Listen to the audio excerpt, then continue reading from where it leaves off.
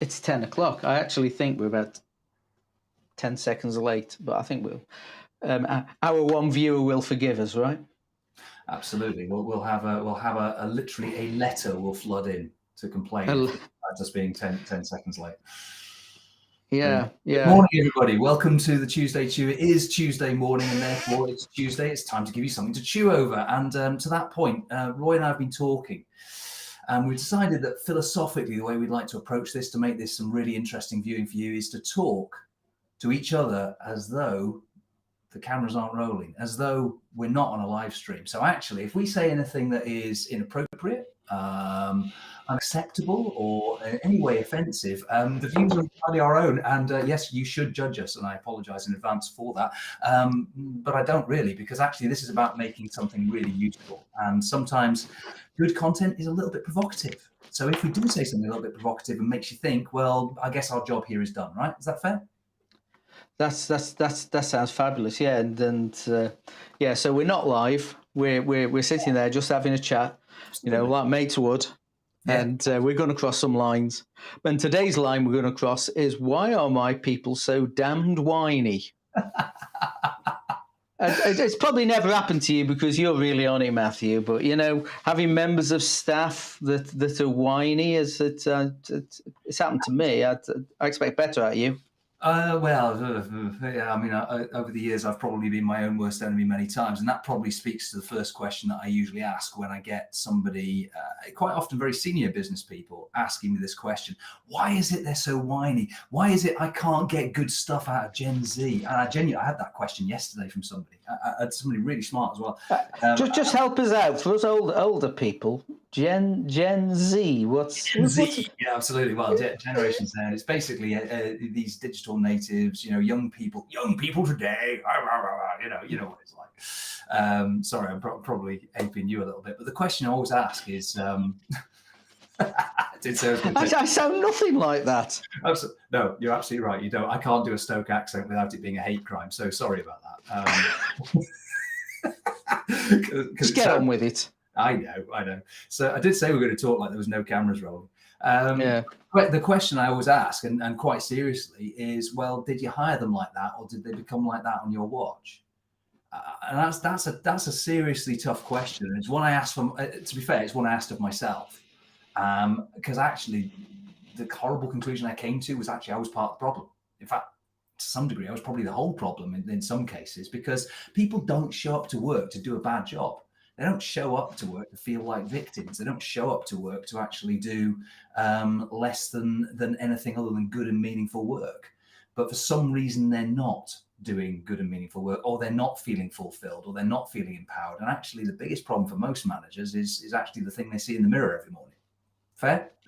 Yeah, and that's right. And I guess as managers and leaders, sometimes you inherit staff. And Sarah's just, there we go. There we go. Listen, sitting in the other office, sniggering. Stop it. Thank you, Sarah. Thank you very much indeed. Very good. Yeah, and you inherit staff, and you hire and replace staff as well. But quite often, culturally, they can all end up being the same. The same sort of person. And whose fault is that? Because we can take the old mill owner, the old traditional mill owner. We'll just fire them and get this one's split. Let's go and get another one as they get trapped in the machine. Yeah. And it's, where does the manager get involved in this? And certainly when we do the management solutions, the management track that we do, this is a big part of our staff, and we do a lot of fixing of these things, but it's fixing of the manager rather than the people. And who's the best people to fix who's the best person to fix the people you're working with? It's and it's some of the questions that you ask. So when people did you ever have this where you're sitting in the office minding your own business, you're grinding on, you are in the zone, magical stuff's happening, and then you get tap tap tap tap tap. And what did they say? Boss, can you just dot dot Could dot? you, could you just? That's a good one, isn't it? Could you just? Have Have you got a minute? And I wasn't that cynical. I should have got an egg timer. Yes, Hmm. I have.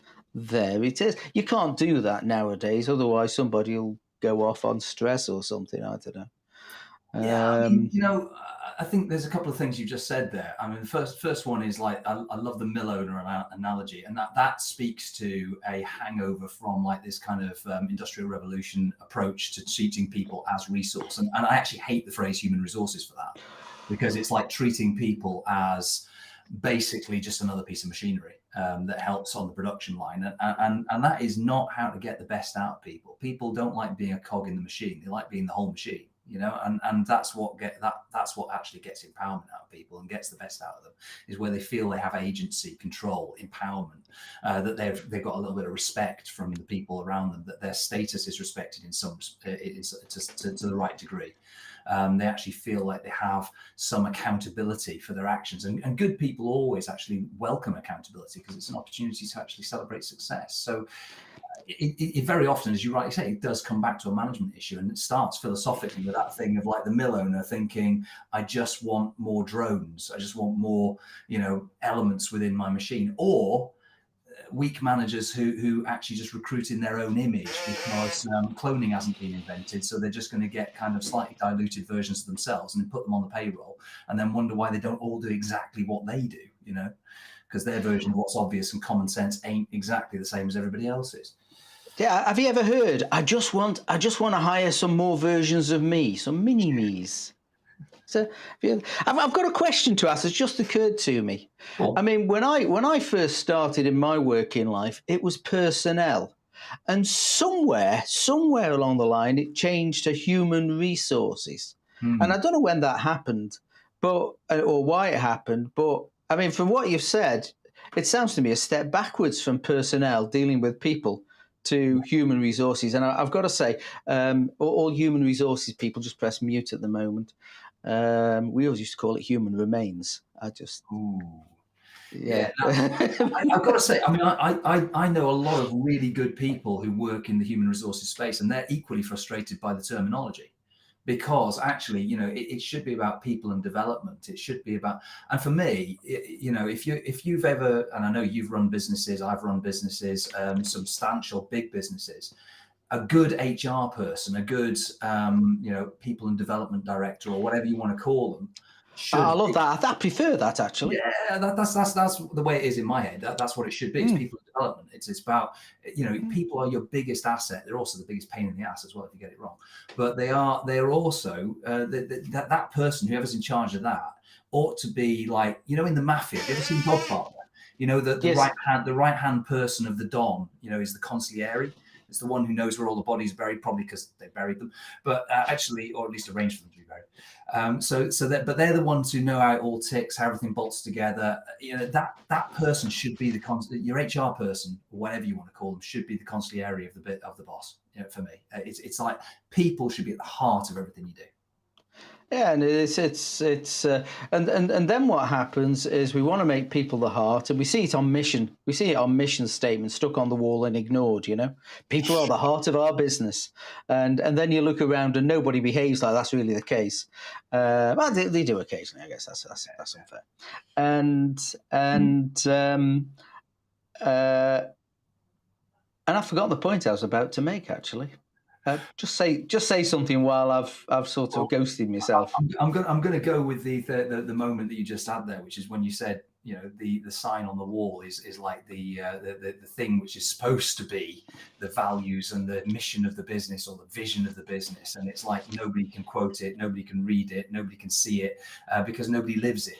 I've been in various businesses, and I won't name the worst offender, but the worst offender had these kind of little kind of A-frame things on literally every wall on every floor in the main building, and it was like, our passion is for this, and this is our passion, this is what we do, and the word passion must have been repeated about 10 times. to the point where it became meaningless. And I was always put in mind, I've got a friend of mine who's currently back out dating. She's recently divorced, and she's back out dating. She's using these dating apps, and she showed me these dating profiles from all these guys who are like, sort of, hi, I'm very genuine. I've got a great sense of humor. I'm really trustworthy. And it just reads like, if you have to say it, you're probably not it. I'm very authentic. A passion's like one of those words. You either live it or you don't. You don't say it. If you have to say it, you're not. And then this is, as I said, the point I was going to make, and it's come back to him. It's the old post-COVID mind. I'm blaming it on that. But you get people in an organisation who get really, really good at their job. They get excellent at their job, and then they get promoted to a different job on Friday, and then on Monday they are that person. And certainly that happened to me. Monday I was that person, and what I tended to do is behave like a manager that I liked because I liked it, and the opposite of a manager that I had in the past that I didn't like, and the messages were all mixed up, and it was hard. It was hard to actually fathom which manager I was trying to be or which manager I was trying not to be. And again, then there's a cultural problem because no one's quite sure which manager I'm going to be that day. And the messages are all mixed up. No one knows what's going on. It's my fault. I should have worked it out, and I actually reverted back to the super manager, the one who could do anything. The number of times people say, "Right, just got a problem," and I go,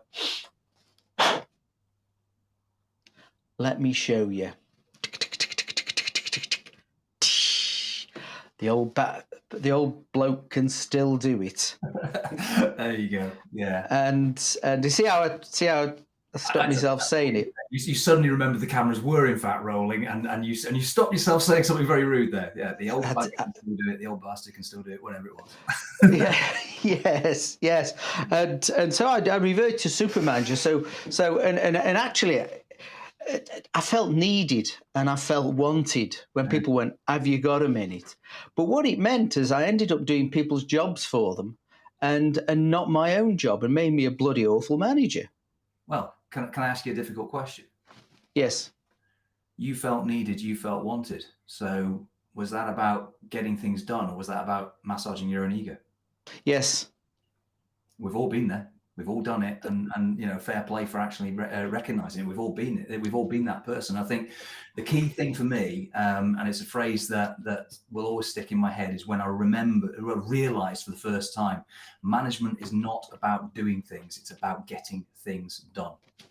Management, if it's done properly, should be a force multiplier for your business. A force multiplier. I absolutely love that. If it's done wrongly, it's a bottleneck for your business. And remember, the bottleneck is always at the top of the bottle. Oh, that's a nice picture. I like that one. Oh, Matthew's turned up. Here we go. Danny? Danny, rather. Inauthenticity, the biggest killer of leadership. I absolutely agree, Danny. Absolutely. And inconsistency as well, and not knowing what you're doing, and certainly we talk about the 4 hats of leadership, and we've only got about 10 minutes because apparently you're catching a train, so you're ducking out. Oh no, you're not. You're doing a course at past, so you're ducking out on me. So I'd like to spend like 10 minutes just maybe talking about some solutions to some of this super manager. Could you just, have you got 5 minutes, and actually you're allowing people to make you an ineffective manager, and quite often it's your fault. Now we could talk about hiring and recruiting and hiring well and onboarding and motivating the A players and KPIs and identifying the B players we can turn into A players and identifying the C players who perhaps should be brilliant in someone else's garden. We can talk about that till the cows come home. But today I just want to talk about, for the last 10 minutes, the things that a new manager, or maybe one who's been around quite a while, some of the things it can do to make their time more effective and their people better. Can we talk about that? I'd love to talk about that. In fact, you know what?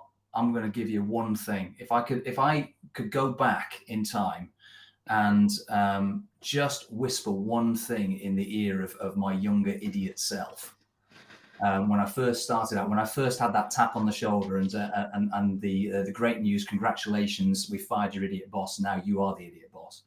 You know, on that Yes. day, to quote Marcus, by the way, our good friend Marcus Kauke, that's his phraseology. I love that phraseology. But it happened to me. The reason I love it is because it totally resonates. It happened to me. If I could tell myself on that one day, one little lesson, it would be this: stop telling people stuff and start asking them. That's brilliant, and I say I was guilty of that. Say I was all of a sudden I was the idiot boss, and the only reason I wanted to be the idiot boss is because I was sick of the last idiot boss, and then I realised I thought, well, if I became the idiot boss, all these problems would go away. But what I didn't realise is there was more idiot bosses above me, so it was a problem. But there's my old mate Tony, so listening in Australia, so it must be about 7 or 8 o'clock in the evening now. Very good. And he's had his fair share of idiot bosses in his time.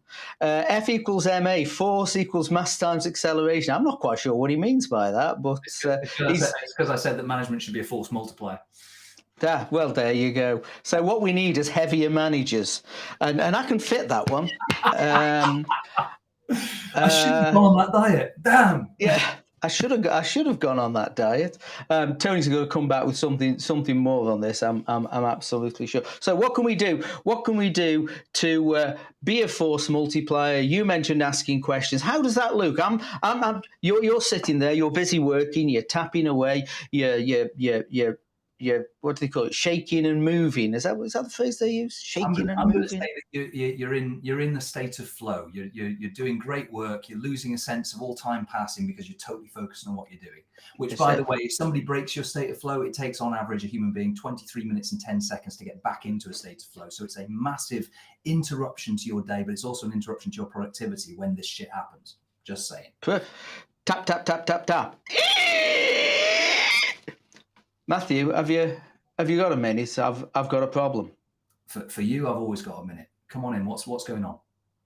Brilliant. I've got issue 1. I've got issue 2. I've got issue 3. What should I do? I hear you. It sounds like this is quite serious for you. Can I? I'm just looking at this time. This feels to me like this is going to take maybe, I reckon, half an hour, 45 minutes to really get inside. Can we schedule some time at the back end of today? I've got some time around 4:30. Is that good for you? I've got to fix it now. Yeah, no, that's fine. Don't worry. What I'm going to make a suggestion then is what you do is you go away and come up with the sort of top 2, 3, 4 solutions you can think of for each one of these issues. Bring them back to me at 4:30. Tell me how they worked and let me see how I can help you to get them to really work even better. Does that sound sensible? Love it. What's happening there, Matthew? How to role play? What's happening there? Role play, and thank you for just putting me straight into role play there. It was totally ad hoc. What I'm doing there basically is this is not planned. So I'm hearing you, I'm understanding you, I'm giving you the time of day, making sure that you feel like I've actually listened to what the problems are. I'm repeating back to you what my understanding of the issues are. Then I'm scheduling time in, but most importantly, I'm empowering you to go away and come up with a solution. Do you know how many times people actually come back to me when I've done that, when I've been a manager? I think the problems just go away, right? No, they go away and solve them themselves. And do you know how empowered they feel when they've done that? Brilliant. I mean, it's got to be good when they stick their head through the door, go, Matthew, thought about it, good ideas, thank you for your help. And what have you done? Empowered them, which is your job as a manager at times. Yeah. Now, don't get me wrong, every now and again, I say zero, every now and again, they will come back and say, look, I just can't get my head around this. Brilliant. Now we have something we can deal with. Now we have something we can coach them into thinking slightly differently about the problem. Einstein said, if you've got an hour to come up with a solution, spend the first 55 minutes thinking about the problem. And that's a really good tip.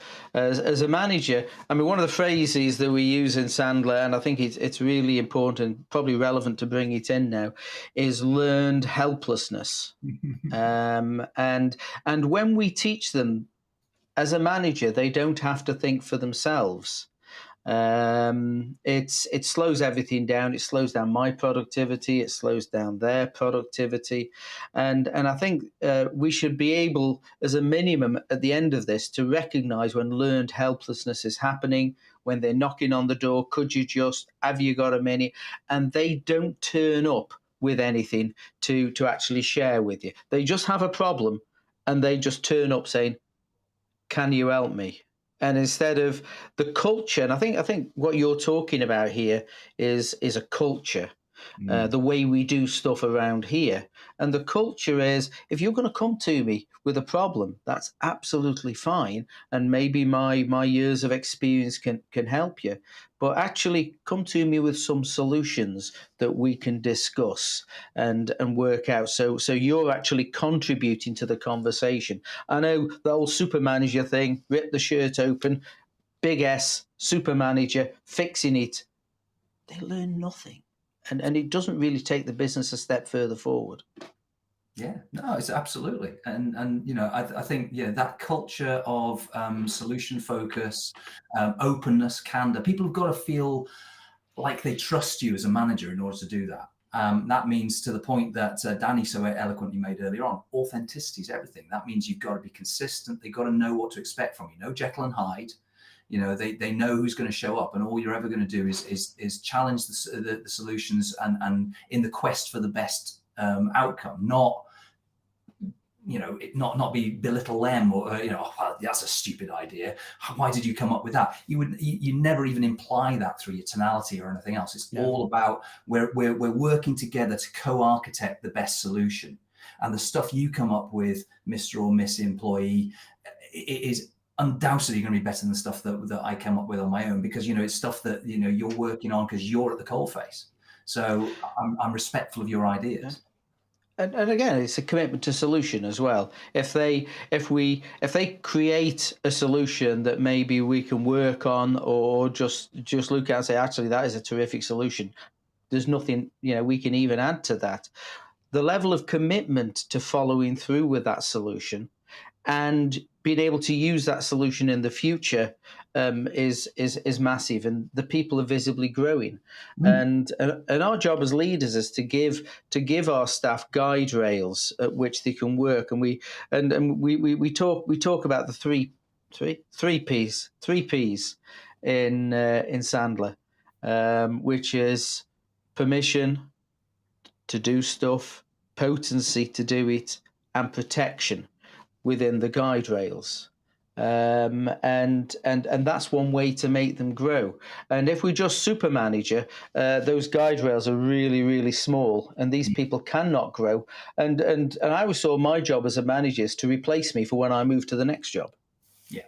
And we can get people grow, and it helps us as a manager to identify who needs help, who needs support, who might be the next leader, who we should be investing in, and again, it allows us to have the coaching conversations as a leader. We don't have enough coaching conversations. They just turn into, like, we used to have the max, which was the Monday ass kickings. Yeah, been there. That was no coaching session. That didn't really help anything. We just sit and cower while we got barked at.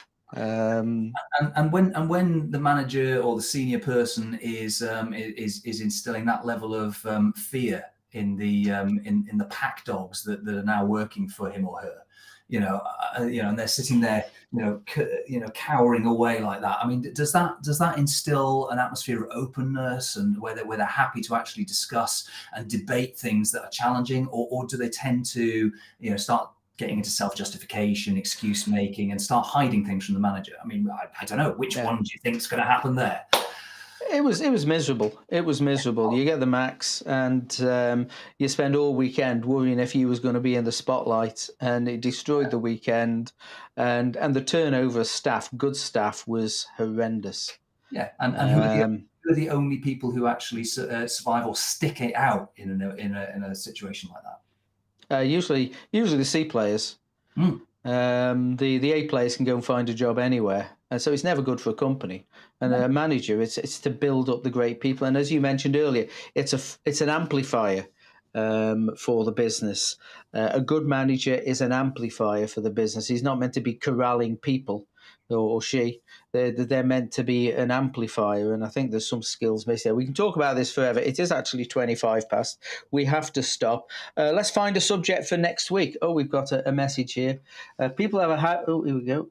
Oh, I like that. That's a really good phrase, Danny. Yeah, people have a habit of becoming what you encourage them to be, not what you nag them to be. Absolutely beautiful. Yeah, totally agree with you on that one, Danny. 100%. Very good. There you go. Tremendous. And here's another one. Let's see, we got another one here. Hey, congratulations. I like that. I hope you've got a drink going, mate. That's fantastic for checking in with us from all the way from sunny Benidorm, and I hope it is sunny for you as well, sir. Very good. Benidorm Beach, what are you doing? What are you doing listening to us prattling on? So next week, well done, Stephen. Thank you very much for your message. So here's the thing. What we're going to talk about next week before you go? Oh, that's a good question. We want something else contentious. I've quite enjoyed this morning. I quite like you putting me on the spot for a role play and things like that. It was good fun, that. Yeah. Well, we can. I mean, should we do a management theme or should we do a sales theme next week? I'll be led by the people watching. What do people want to hear about? Do you want to hear about something challenging to do with sales, or do you want to have something to do with management? What's the thing that's burning away in your world? Send us a message. Otherwise, we'll come up with something equally contentious and something that, frankly, is a bee in our bonnet right now. We'll come up with something between now and then. Awesome. Brilliant. Thank you very much, everyone, for watching. Thank you, Matthew. You've got a LinkedIn course to do now, haven't you? I'm going to go and do a couple of hours of LinkedIn with some lovely people. So. Fabulous. Go on so they can knock it out of the park and get new business through LinkedIn. Take care, everyone. Thank you very much. Cheers, Matthew. See you everyone. Bye-bye.